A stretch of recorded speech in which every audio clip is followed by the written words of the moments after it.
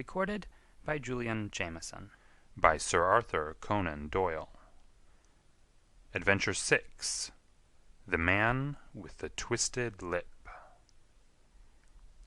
Isa Whitney, brother of the late Elias Whitney, D.D., principal of the Theological College of St. George's, was much addicted to opium. The habit grew upon him, as I understand, from some foolish freak when he was at college, for having read De Quincey's description of his dreams and sensations, he had drenched his tobacco with laudanum in an attempt to produce the same effects. He found, as so many more have done, that the practice is easier to attain than to get rid of, and for many years he continued to be a slave to the drug, an object of mingled horror and pity to his friends and relatives. I can see him now, with yellow, pasty face, drooping lids, and pinpoint pupils, all huddled in a chair, the wreck and ruin of a noble man. One night, it was in June, '89, there came a ring to my bell, about the hour when a man gives his first yawn and glances at the clock. I sat up in my chair, and my wife laid her needlework down in her lap and made a little face of disappointment. "A patient," said she. "You'll have to go out." I groaned, for I was newly come back from a weary day. We heard the door open, a few hurried words, and then quick steps upon the linoleum. Our own door flew open, and a lady, clad in some dark-colored stuff, with a black veil, entered the room. "You will excuse me calling so late," she began. And then, suddenly losing her self-control, she ran forward, threw her arms about my wife's neck, and sobbed upon her shoulder. "Oh, I'm in such trouble," she cried. "I do so want a little help." "Why," said my wife, pulling up her veil, "it is Kate Whitney. How you startled me, Kate. I had not an idea who you were when you came in." "I didn't know what to do, so I came straight to you." That was always the way. Folk who were in grief came to my wife, like birds to a lighthouse. "It was very sweet of you to come. Now, you must have some wine and water, and sit here comfortably and tell us all about it. Or should you rather that I sent James off to bed?" "Oh, no, no, I want the doctor's advice and help, too. It's about Isa. He has not been home for 2 days. I'm so frightened about him." It was not the first time that she had spoken to us of her husband's trouble, to me as a doctor, to my wife as an old friend and school companion. We soothed and comforted her by such words as we could find. Did she know where her husband was? Was it possible that we could bring him back to her? It seems that it was. She had the surest information that of late he had, when the fit was on him, made use of an opium den in the farthest east of the city. Hitherto his orgies had always been confined to one day, and he had come back, twitching and shattered, in the evening. But now the spell had been upon him 48 hours, and he lay there, doubtless among the dregs of the docks, breathing in the poison or sleeping off the effects. There he was to be found, she was sure of it, at the Bar of Gold, in Upper Swandam Lane. But what was she to do? How could she, a young and timid woman, make her way into such a place and pluck her husband out from among the ruffians who surrounded him? There was the case, and of course there was but one way out of it. Might I not escort her to this place? And then, as a second thought, why should she come at all? I was Isa Whitney's medical adviser, and as such I had influence over him. I could manage it better if I were alone. I promised her on my word that I would send him home in a cab within 2 hours if he were indeed at the address which she had given me. And so in 10 minutes I had left my armchair and cheery sitting-room behind me, and was speeding eastward in a hansom on a strange errand, as it seemed to me at the time, though the future only could show how strange it was to be. But there was no great difficulty in the first stage of my adventure. Upper Swandam Lane is a vile alley, lurking behind the high wharves which line the north side of the river to the east of London Bridge. Between a slop-shop and a gin-shop, approached by a steep flight of steps leading down to a black gap like the mouth of a cave, I found the den of which I was in search. Ordering my cab to wait, I passed down the steps, worn hollow in the centre by the ceaseless tread of drunken feet, and by the light of a flickering oil lamp above the door, I found the latch and made my way into a long, low room, thick and heavy with the brown opium smoke, and terraced with wooden berths, like the forecastle of an emigrant ship. Through the gloom one could dimly catch a glimpse of bodies lying in strange, fantastic poses, bowed shoulders, bent knees, heads thrown back, and chins pointing upward, with here and there a dark, lackluster eye turned upon the newcomer. Out of the black shadows there glimmered little red circles of light, now bright, now faint, as the burning poison waxed or waned in the bowls of the metal pipes. The most lay silent, but some muttered to themselves, and others talked together in a strange, low, monotonous voice, their conversation coming in gushes, and then suddenly tailing off into silence, each mumbling out his own thoughts and paying little heed to the words of his neighbor. At the farther end was a small brazier of burning charcoal, beside which, on a three-legged wooden stool, there sat a tall, thin old man, with his jaw resting upon his two fists, and his elbows upon his knees, staring into the fire. As I entered, a sallow Malay attendant had hurried up with a pipe for me and a supply of the drug, beckoning me to an empty berth. "Thank you, I have not come to stay," said I. "There is a friend of mine here, Mr. Isa Whitney, and I wish to speak with him." There was a movement and an exclamation from my right, and peering through the gloom I saw Whitney, pale, haggard, and unkempt, staring out at me. "My God, it's Watson," said he. He was in a pitiable state of reaction, with every nerve in a twitter. "I say, Watson, what o'clock is it?" "Nearly 11." "Of what day?" "Of Friday, June 19th." "Good heavens! I thought it was Wednesday. It is Wednesday. What do you want to frighten a chap for?" He sank his face onto his arms and began to sob in a high treble key. "I tell you that it is Friday, man. Your wife has been waiting this 2 days for you. You should be ashamed of yourself." "So I am. But you've got mixed, Watson, for I've only been here a few hours. 3 pipes, 4 pipes, I forget how many. But I'll go home with you. I wouldn't frighten Kate, poor little Kate. Give me your hand. Have you a cab?" "Yes, I have one waiting." "Then I shall go in it. But I must owe something. Find what I owe, Watson. I am all off color. I can do nothing for myself." I walked down the narrow passage between the double row of sleepers, holding my breath to keep out the vile, stupefying fumes of the drug, and looking about for the manager. As I passed the tall man who sat by the brazier, I felt a sudden pluck at my skirt, and a low voice whispered, "Walk past me, and then look back at me." The words fell quite distinctly upon my ear. I glanced down. They could only have come from the old man at my side, and yet he sat now as absorbed as ever, very thin, very wrinkled, bent with age, an opium pipe dangling down from between his knees, as though it had dropped in sheer lassitude from his fingers. I took 2 steps forward and looked back. It took all my self-control to prevent me from breaking out into a cry of astonishment. He had turned his back so that none could see him but I.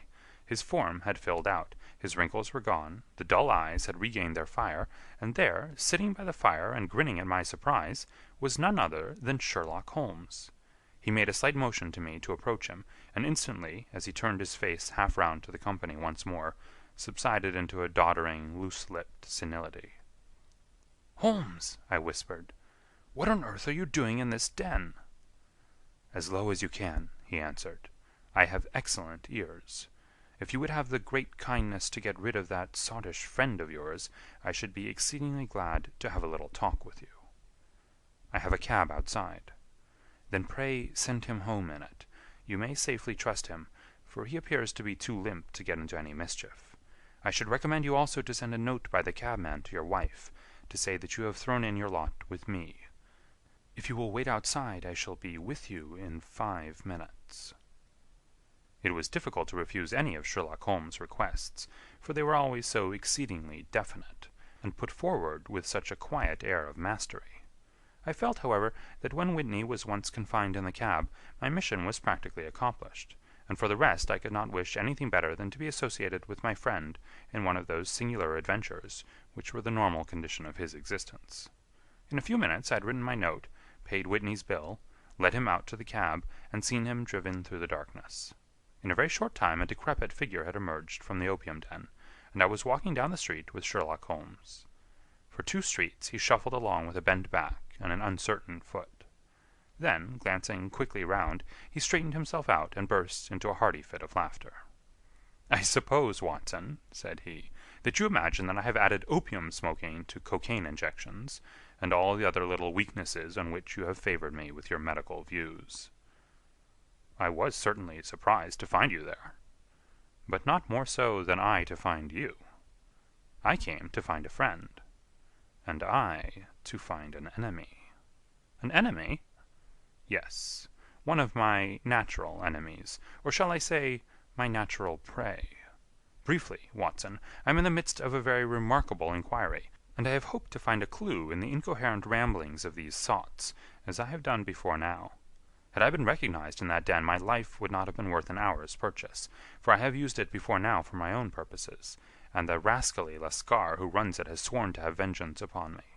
There is a trapdoor at the back of that building, near the corner of Paul's Wharf, which could tell some strange tales of what has passed through it upon the moonless nights.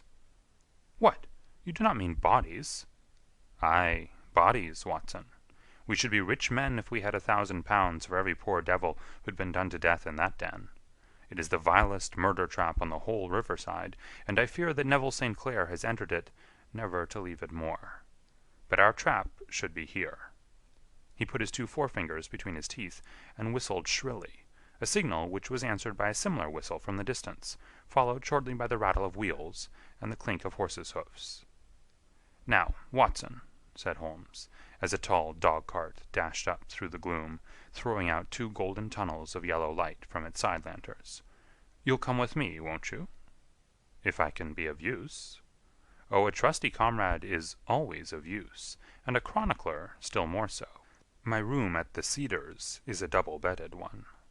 "The Cedars?" "Yes, that is Mr. St. Clair's house. I am staying there while I conduct the inquiry." "Where is it, then?" "Near Lee, in Kent. We have a 7-mile drive before us."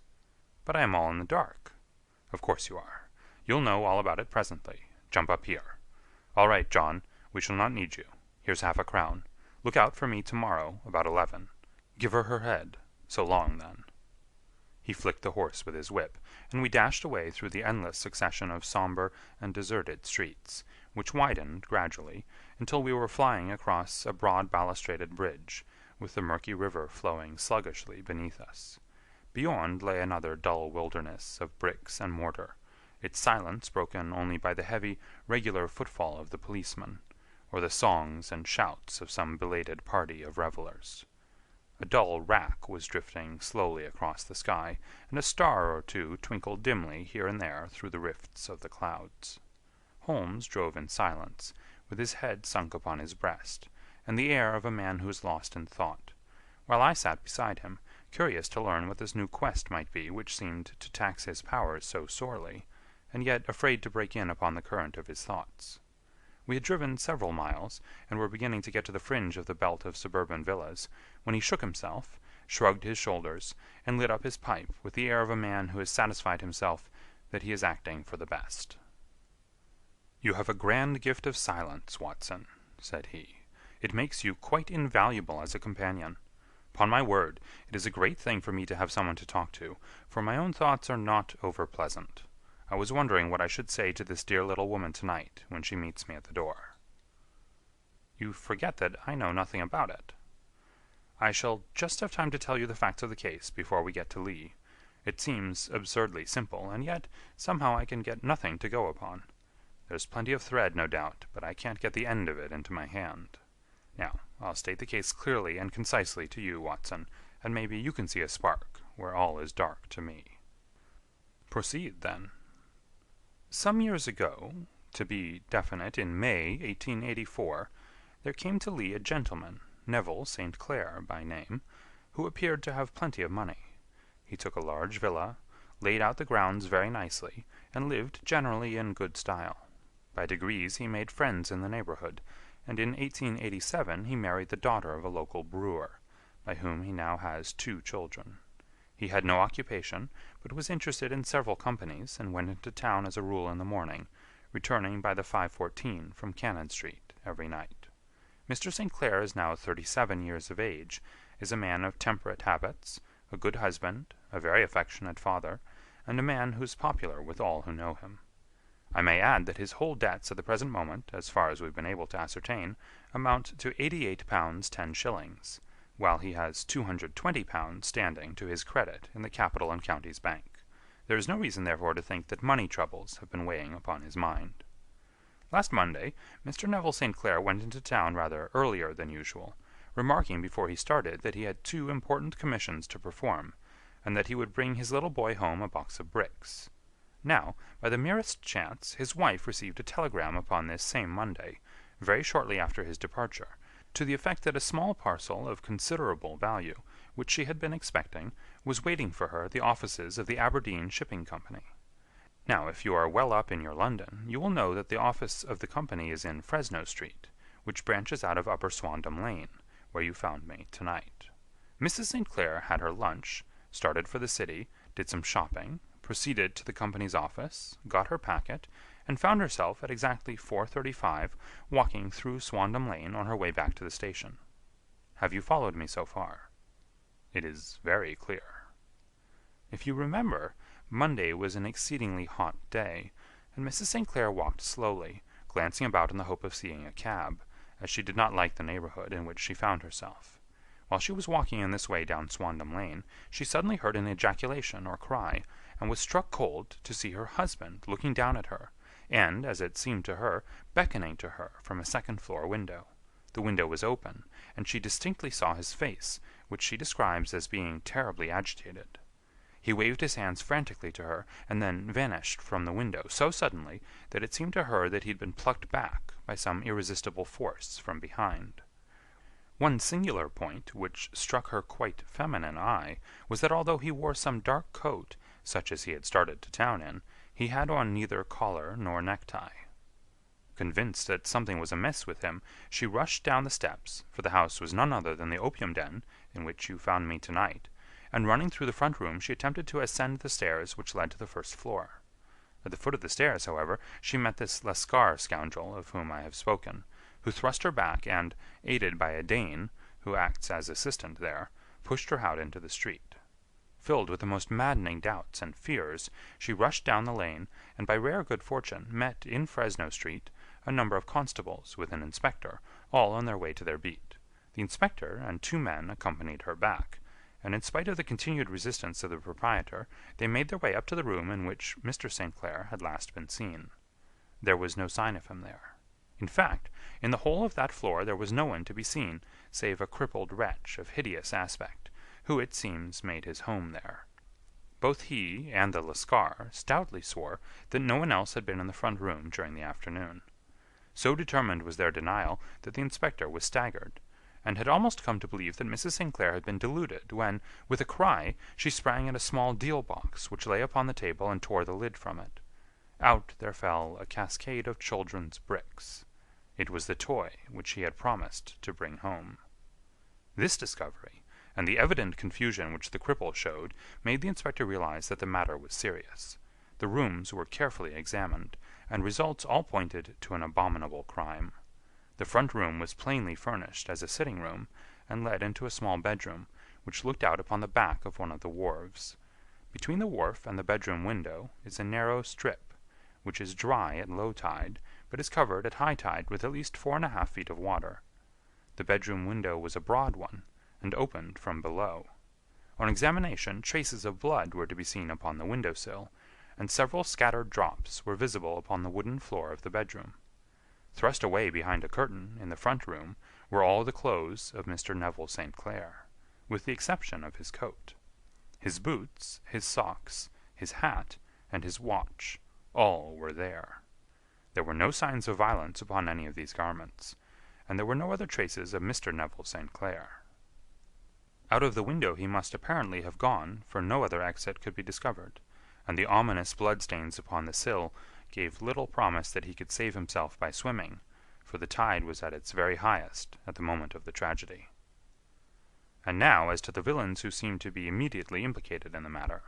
The Lascar was known to be a man of the vilest antecedents, but as, by Mrs. St. Clair's story, he was known to have been at the foot of the stair within a very few seconds of her husband's appearance at the window, he could hardly have been more than an accessory to the crime. His defense was one of absolute ignorance, and he protested that he had no knowledge as to the doings of Hugh Boone, his lodger, and that he could not account in any way for the presence of the missing gentleman's clothes. So much for the Lascar manager. Now for this sinister cripple who lives upon the second floor of the opium den, and who was certainly the last human being whose eyes rested upon Neville St. Clair. His name is Hugh Boone, and his hideous face is one which is familiar to every man who goes much to the city. He is a professional beggar, though in order to avoid the police regulations he pretends to a small trade in wax vestas.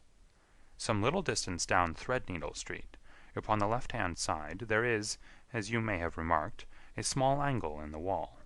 Here it is that this creature takes his daily seat, cross-legged with his tiny stock of matches on his lap, and as he is a piteous spectacle, a small rain of charity descends into the greasy leather cap which lies upon the pavement beside him.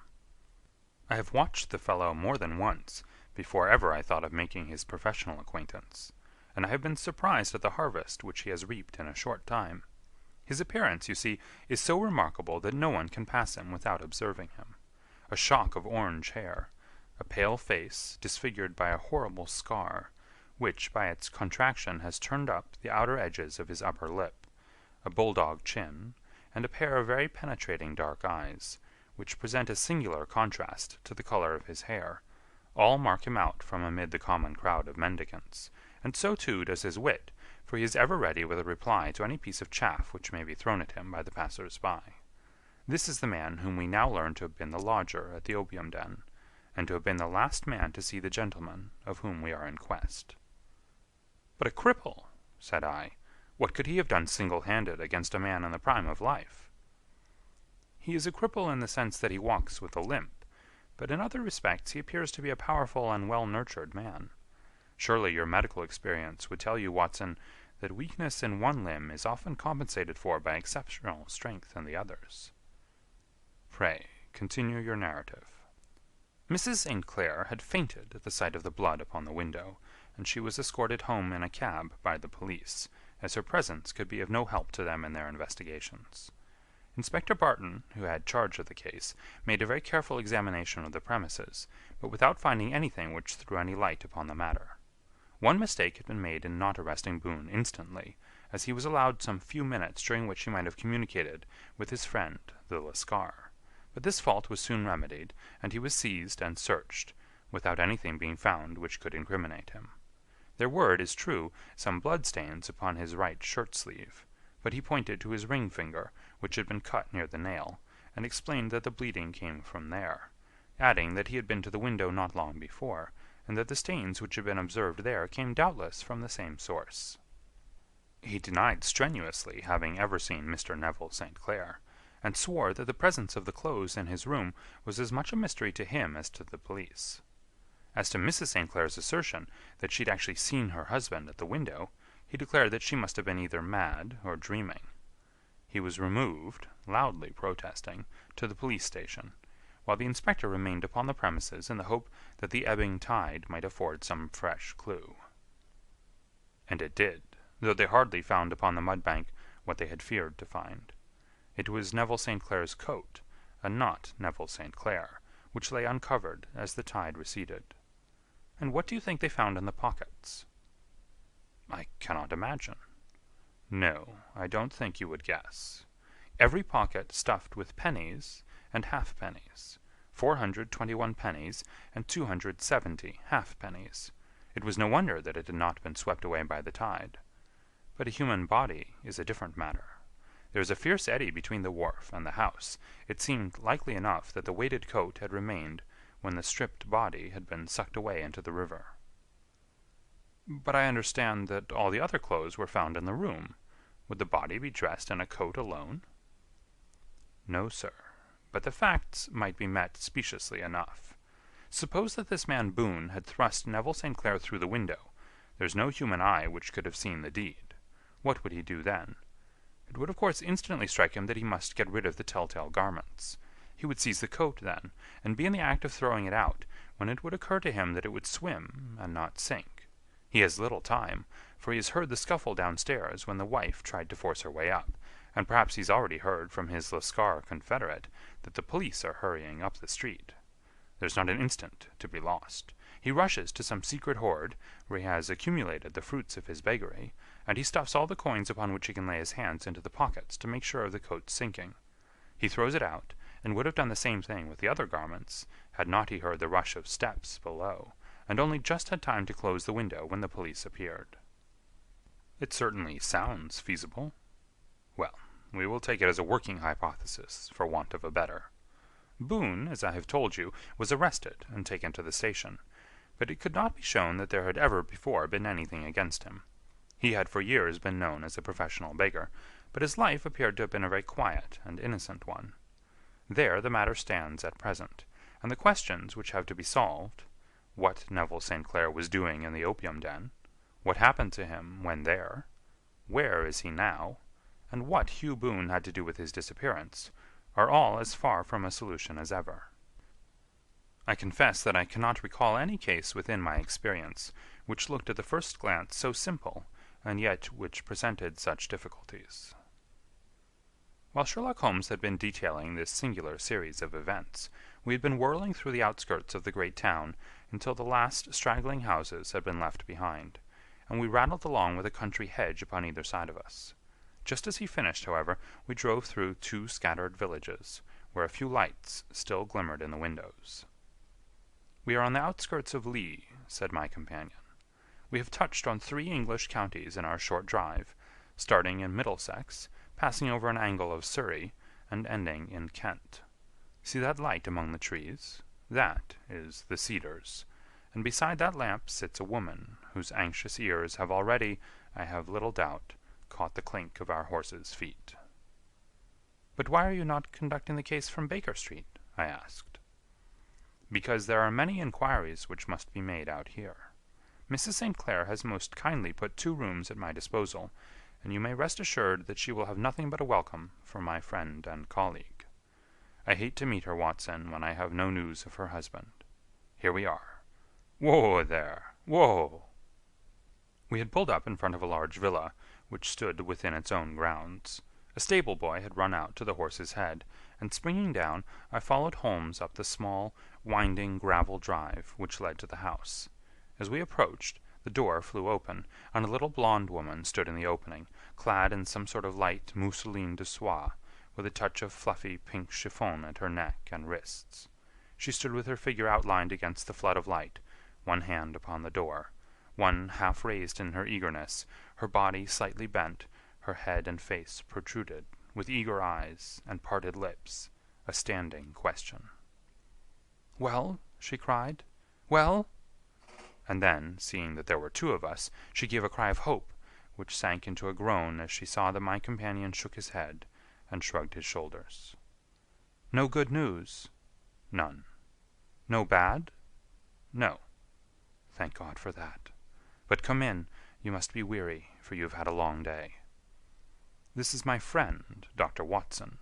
He's been of most vital use to me in several of my cases, and a lucky chance has made it possible for me to bring him out and associate him with this investigation."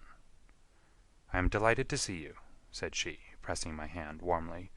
"You will, I am sure, forgive anything that may be wanting in our arrangements, when you consider the blow which has come so suddenly upon us." "My dear madam," said I am an old campaigner, and if I were not I can very well see that no apology is needed. If I can be of any assistance, either to you or to my friend here, I shall be indeed happy." "Now, Mr. Sherlock Holmes," said the lady, as we entered a well-lit dining-room, upon the table of which a cold supper had been laid out, "I should very much like to ask you 1 or 2 plain questions, to which I beg that you will give a plain answer." "Certainly, madam." "Do not trouble about my feelings. I am not hysterical, nor given to fainting.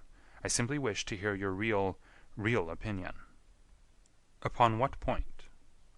"In your heart of hearts, do you think that Neville is alive?" Sherlock Holmes seemed to be embarrassed by the question.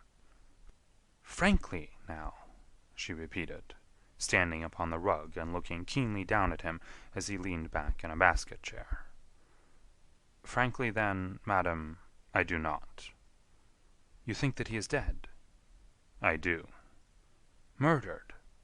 I don't say that. Perhaps. And on what day did he meet his death? On Monday. Then perhaps, Mr. Holmes, you will be good enough to explain how it is that I have received a letter from him today. Sherlock Holmes sprang out of his chair as if he'd been galvanized. What? He roared. Yes, today. She stood smiling, holding up a little slip of paper in the air. May I see it? Certainly. He snatched it from her in his eagerness, and smoothing it out upon the table, he drew over the lamp and examined it intently. I had left my chair and was gazing at it over his shoulder. The envelope was a very coarse one, and was stamped with the Gravesend postmark, and with the date of that very day, or rather of the day before, for it was considerably after midnight. Coarse writing, murmured Holmes. Surely this is not your husband's writing, madam? No, but the enclosure is. I perceive also that whoever addressed the envelope had to go and inquire as to the address. How can you tell that? The name, you see, is in perfectly black ink, which has dried itself. The rest is of the grayish color, which shows that blotting paper has been used. If it had been written straight off, and then blotted, none would be of a deep black shade. This man has written the name, and there has then been a pause before he wrote the address, which can only mean that he was not familiar with it. It is, of course, a trifle, but there is nothing so important as trifles. Let us now see the letter. Ha! There's been an enclosure here. Yes, there was a ring, his signet ring. And you are sure that this is your husband's hand? One of his hands? One? His hand when he wrote hurriedly. It is very unlike his usual writing, and yet I know it well. Dearest, do not be frightened. All will come well. There is a huge error which it may take some little time to rectify. Wait in patience. Neville. Written in pencil upon the fly-leaf of a book, octavo size, no watermark. Posted today in Gravesend by a man with a dirty thumb. Ha! And the flap has been gummed, if I'm not very much in error, by a person who had been chewing tobacco. And you have no doubt that it is your husband's hand, madam? None. Neville wrote those words. And they were posted today at Gravesend. Well, Mrs. St. Clair, the clouds lighten, though I should not venture to say that the danger is over. But he must be alive, Mr. Holmes. Unless this is a clever forgery to put us on the wrong scent. The ring, after all, proves nothing. It may have been taken from him. No, it is his very own writing. Very well. It may, however, have been written on Monday, and only posted today. That is possible. If so, much may have happened between. Oh, but you must not discourage me, Mr. Holmes. I know that all is well with him. There is so keen a sympathy between us that I should know if evil came upon him. On the very day that I saw him last, he cut himself in the bedroom, and yet I, in the dining-room, rushed upstairs instantly with the utmost certainty that something had happened. Do you think that I would respond to such a trifle, and yet be ignorant of his death? I have seen too much not to know that the impression of a woman may be more valuable than the conclusion of an analytical reasoner. And in this letter you certainly have a very strong piece of evidence to corroborate your view. But if your husband is alive and able to write letters, why should he remain away from you? I cannot imagine. It is unthinkable. And on Monday he made no remarks before leaving you? No. And you were surprised to see him in Swandam Lane? Very much so. Was the window open? Yes. Then he might have called to you. He might. He only, as I understand, gave an inarticulate cry. Yes. A call for help, you thought? Yes. He waved his hands. But it might have been a cry of surprise. Astonishment at the unexpected sight of you might cause him to throw up his hands? It is possible. And you thought he was pulled back. He disappeared so suddenly. He might have leaped back. You did not see anyone else in the room?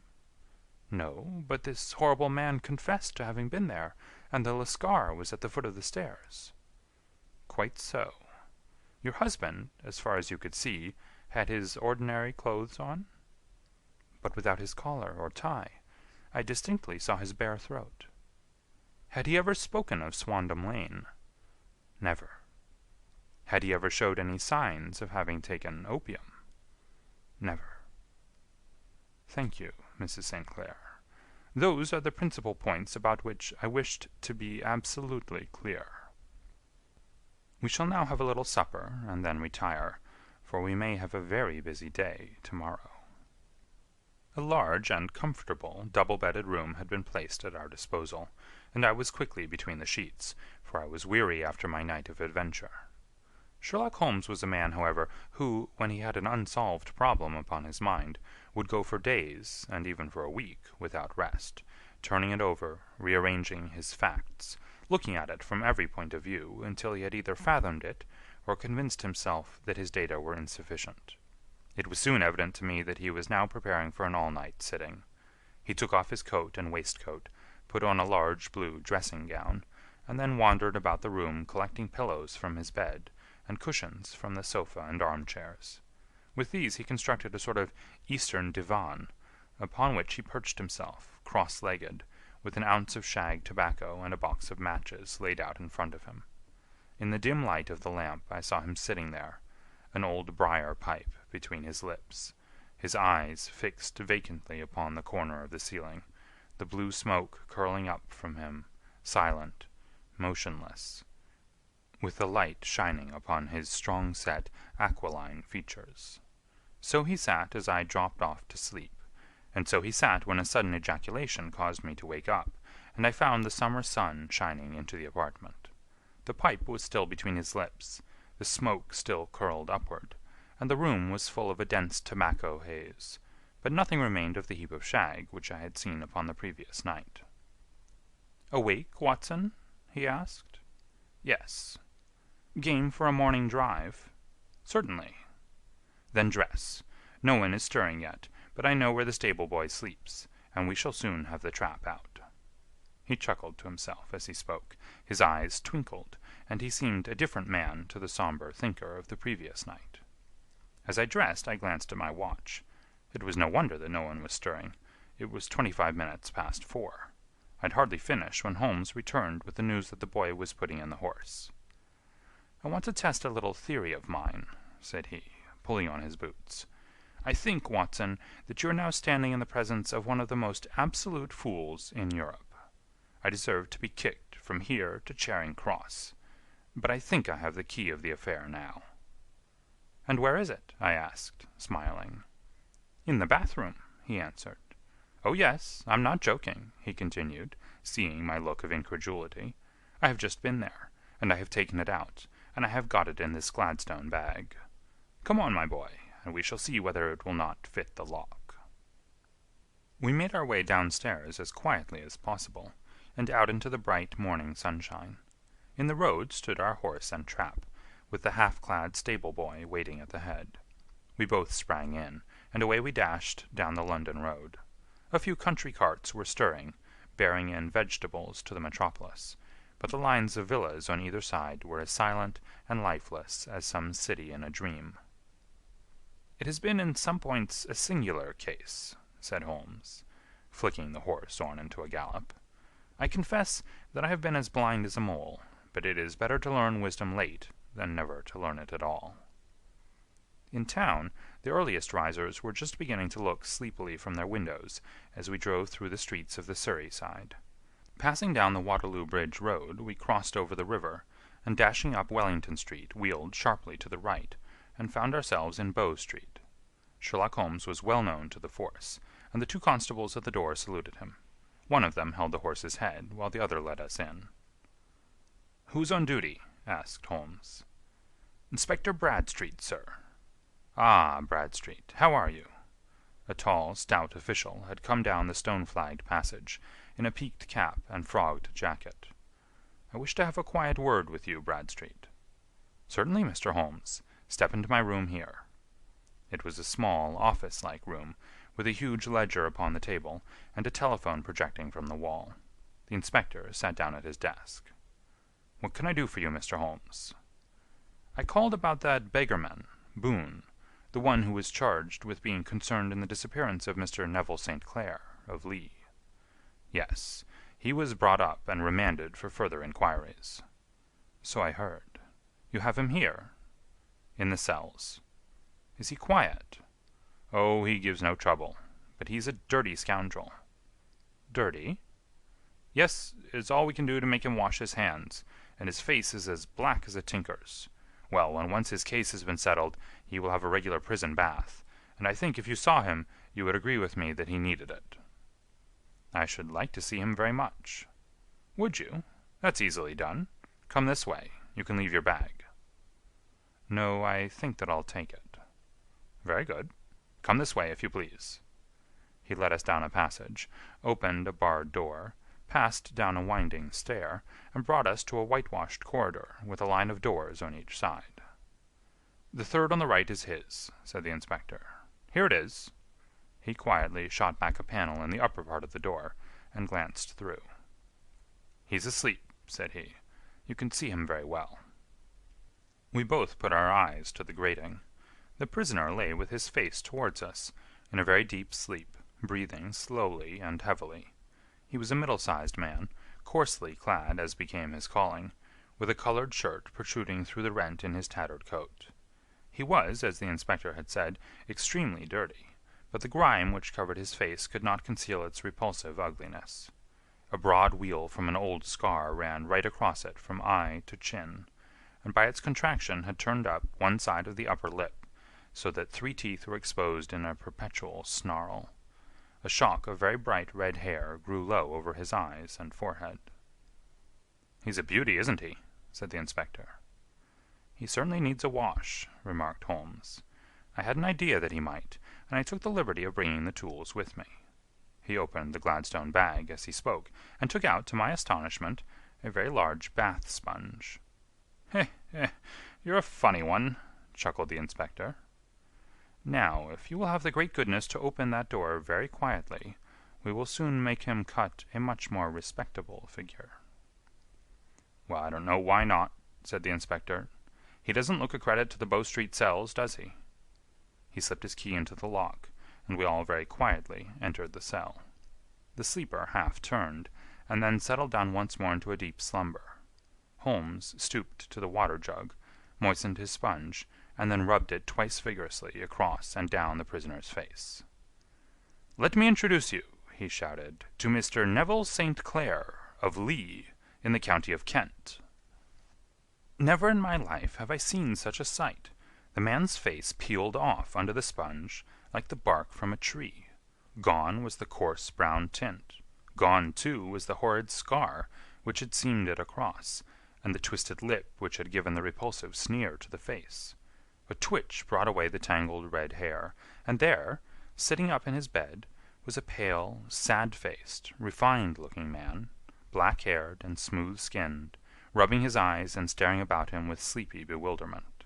Then, suddenly realizing the exposure, he broke into a scream and threw himself down with his face to the pillow. "Great heavens!" cried the inspector. "It is, indeed, the missing man. I know him from the photograph."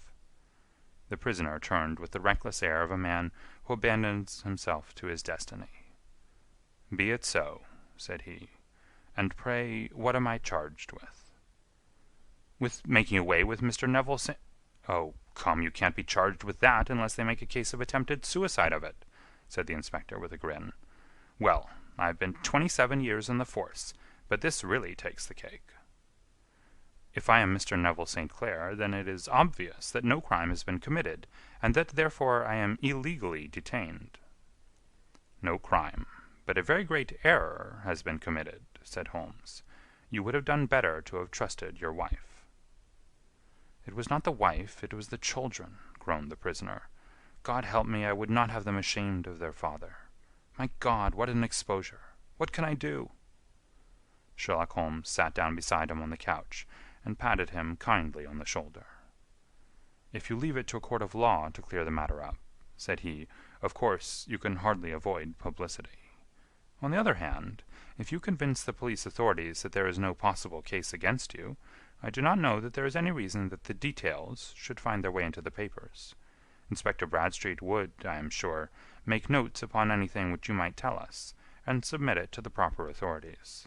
The case would then never go into court at all." "God bless you!" cried the prisoner, passionately. "I would have endured imprisonment, aye, even execution, rather than have left my miserable secret as a family blot to my children. You are the first who have ever heard my story. My father was a schoolmaster in Chesterfield, where I received an excellent education. I travelled in my youth, took to the stage, and finally became a reporter on an evening paper in London. One day my editor wished to have a series of articles upon begging in the metropolis, and I volunteered to supply them. There was the point from which all my adventures started. It was only by trying begging as an amateur that I could get the facts upon which to base my articles. When an actor, I had, of course, learned all the secrets of making up, and had been famous in the green room for my skill. I took advantage now of my attainments. I painted my face, and to make myself as pitiable as possible, I made a good scar, and fixed one side of my lip in a twist by the aid of a small slip of flesh-colored plaster. Then, with a red head of hair, and an appropriate dress, I took my station in the business part of the city, ostensibly as a match-seller, but really as a beggar. For 7 hours I plied my trade, and when I returned home in the evening I found to my surprise that I had received no less than 26 shillings and fourpence. I wrote my articles, and thought little more of the matter, until some time later I backed a bill for a friend, and had a writ served upon me for £25. I was at my wit's end where to get the money, but a sudden idea came to me.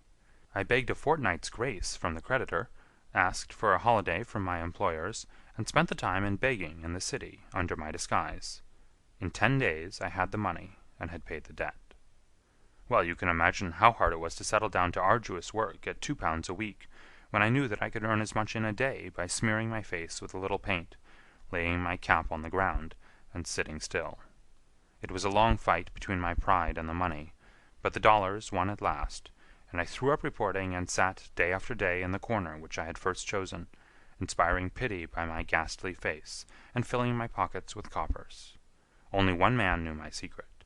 He was the keeper of a low den in which I used to lodge in Swandam Lane, where I could every morning emerge as a squalid beggar, and in the evenings transform myself into a well-dressed man about town. This fellow, a Lascar, was well paid by me for his rooms, so that I knew that my secret was safe in his possession. Well, very soon I found that I was saving considerable sums of money. I do not mean that any beggar in the streets of London could earn £700 a year, which is less than my average takings, but I had exceptional advantages in my power of making up, and also in a facility of repartee, which improved by practice and made me quite a recognized character in the city. All day a stream of pennies, varied by silver, poured in upon me, and it was a very bad day in which I failed to take £2. As I grew richer I grew more ambitious, took a house in the country, and eventually married, without anyone having a suspicion as to my real occupation. My dear wife knew that I had business in the city. She little knew what. Last Monday I had finished for the day, and was dressing in my room above the opium den, when I looked out of my window and saw, to my horror and astonishment, that my wife was standing in the street, with her eyes fixed full upon me. I gave a cry of surprise, threw up my arms to cover my face, and rushing to my confidant, the Lascar, entreated him to prevent anyone from coming up to me. I heard her voice downstairs, but I knew that she could not ascend. Swiftly I threw off my clothes, pulled on those of a beggar, and put on my pigments and wig. Even a wife's eyes could not pierce so complete a disguise. But then it occurred to me that there might be a search in the room, and that the clothes might betray me. I threw open the window, reopening by my violence a small cut which I had inflicted upon myself in the bedroom that morning. Then I seized my coat, which was weighted by the coppers which I had just transferred to it from the leather bag in which I carried my takings. I hurled it out of the window, and it disappeared into the Thames. The other clothes would have followed, but at that moment there was a rush of constables up the stair, and a few minutes after I found, rather I confess to my relief, that instead of being identified as Mr. Neville St. Clair, I was arrested as his murderer. I do not know that there is anything else for me to explain.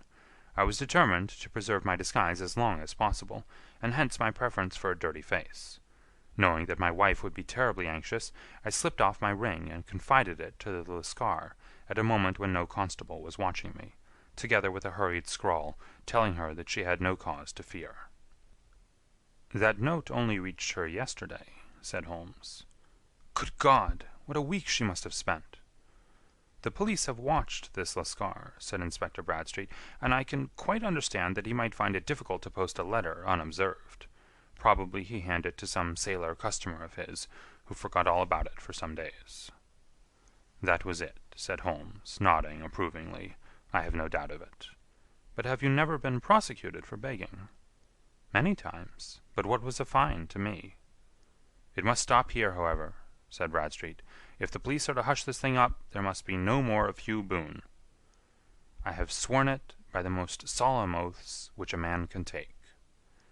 "In that case, I think that it is probable that no further steps may be taken. But if you are found again, then all must come out. I am sure, Mr. Holmes, that we are very much indebted to you for having cleared the matter up. I wish I knew how you reached your results." "I reached this one," said my friend, "by sitting upon 5 pillows and consuming an ounce of shag. I think, Watson, that if we drive to Baker Street we shall just be in time for breakfast." End of Adventure 6.